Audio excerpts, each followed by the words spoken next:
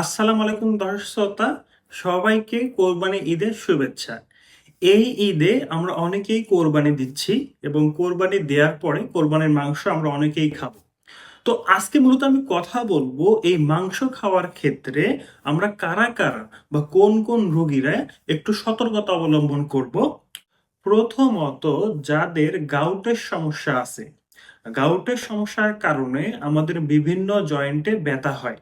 আমরা যখন মাংস খাবো, এই মাংস থেকে ইউরিক অ্যাসিড তৈরি হয় এবং ইউরিক অ্যাসিড আপনার শরীরে যখনই বাড়বে, গাউটে আক্রান্ত রোগীদের তখনই ব্যথা চলে আসে। তো যাদের গাউটের অ্যাটাক হয়েছে আগে এবং জয়েন্টের পেইন আছে, তারা চেষ্টা করবেন কোরবানি মাংস না খাওয়ার।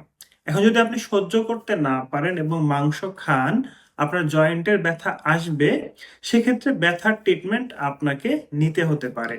দ্বিতীয়ত, যাদের উচ্চ রক্তচাপ আছে, উচ্চ রক্তচাপ থাকার কারণে কিন্তু আমাদের শরীরে অনেক সমস্যা হয় এবং গরুর মাংস বা ছাগলের মাংস, এই সমস্ত মাংস খেলে রক্তের প্রেশারটা বা রক্তচাপটা বেড়ে যায়। পাশাপাশি যাদের রক্তে কোলেস্টেরলের সমস্যা আছে, অর্থাৎ আপনার রক্তে যদি কোলেস্টেরল বেশি থাকে, তখনও আপনি এই মাংসগুলো অ্যাভয়েড করবেন। কারণ এই মাংসে যে চর্বি ও তেল থাকে, এটা আপনার রক্তের কোলেস্টেরলটা বাড়িয়ে দিবে এবং যদি আপনার রক্তে কোলেস্টেরল বাড়ে এবং প্রেশারও বাড়ে, সেক্ষেত্রে কিন্তু আপনার হার্ট অ্যাটাকের ঝুঁকি হওয়া বা স্ট্রোক হওয়ার ঝুঁকি কিন্তু বেড়ে যায়।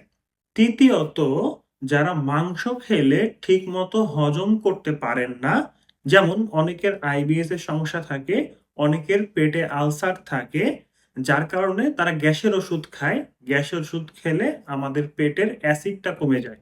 এজন্য মাংস ঠিকমতো হজম হয় না, আর হজম না হলে আমাদের পেটের বিভিন্ন সমস্যা দেখা দেয়। এজন্য যাদের এই ধরনের সমস্যা আছে, তারা চেষ্টা করবেন মাংস খাওয়াটাকে অ্যাভয়েড করতে। চতুর্থত, যাদের পায়খানার রাস্তায় বিভিন্ন রোগ আছে, যেমন অনেকের পাইলস থাকতে পারে, ফিশার থাকতে পারে, ফিস্টুলা থাকতে পারে, এই ধরনের রোগীরা মাংস খেতে পারবেন, তবে এমনভাবে খাবেন যেন আপনার পায়খানাটা শক্ত না হয়। সাধারণত আমরা মাংস খেলে কোষ্ঠকাঠিন্য বা পায়খানা হার্ড হয়ে যায়।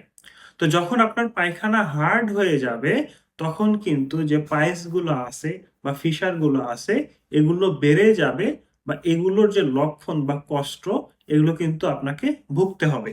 তো মাংস খেয়ে যাতে আপনাদের কোষ্ঠকাঠিন্য না হয়, এজন্য আপনারা মাংস খাওয়ার আগে বেশি করে সালাদ খাবেন এবং মাংস খাওয়ার পরে বেশি করে পানি খাবেন। তাহলে আপনার কোষ্ঠকাঠিন্য হবে না এবং কোষ্ঠকাঠিন্যর কারণে যে যে সমস্যাগুলোর কথা বললাম, এগুলো থেকে আপনারা বেঁচে থাকতে পারবেন।